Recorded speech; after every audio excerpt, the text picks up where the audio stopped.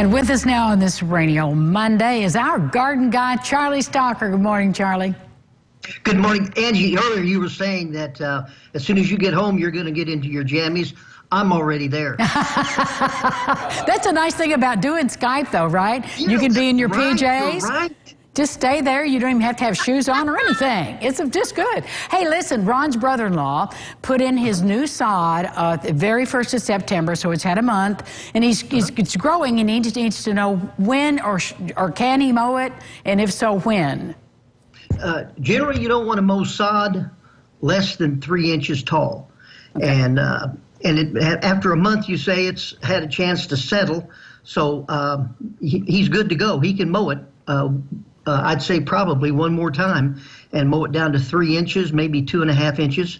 The key with sod that people forget is after they've prepared the ground and they put maybe a high phosphorus fertilizer, a high second number down, and then put the sod down and water it, they want to roll it. And the reason you roll it, which is very important that people generally forget, is they want to cement those roots to the ground that you put the sod down on and marry those two so there are no air pockets. And then you'll have success with your sod more so than if you don't roll your sod. But apparently his brother-in-law is smarter than him. Oh, you knew he was going to go there, Ron, didn't you? You just knew he was going to go there. He's laughing now. Well, Charlie, why do we put sod in the fall when cold weather is coming?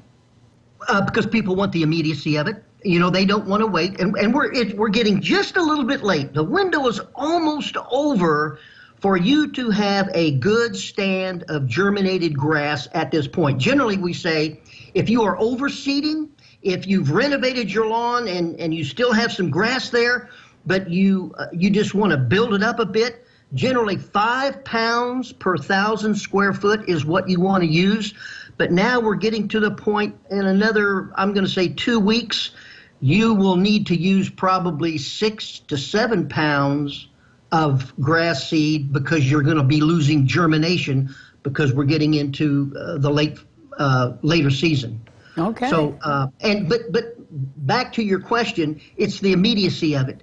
You want to look at that green all winter long and not just kind of a sparse green that you would if you seeded. And it's a lot more expensive. Sod is probably 10 times the expense in preparation and installation than your grass seed is. But it looks so good, Charlie. Oh, it does. It looks so good. Well, Jan called and she planted 5 azaleas and wants to know the best type of fertilizer to use.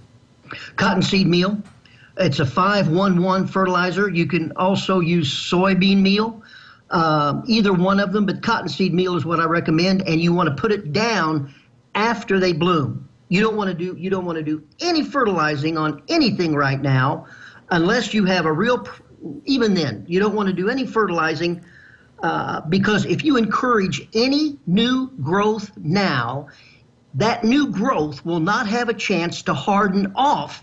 And you'll have, then when we get into the cold weather, we'll have what we call winter dieback. So don't encourage any new growth on plants at this point. Let them go into dormancy and get ready for the winter.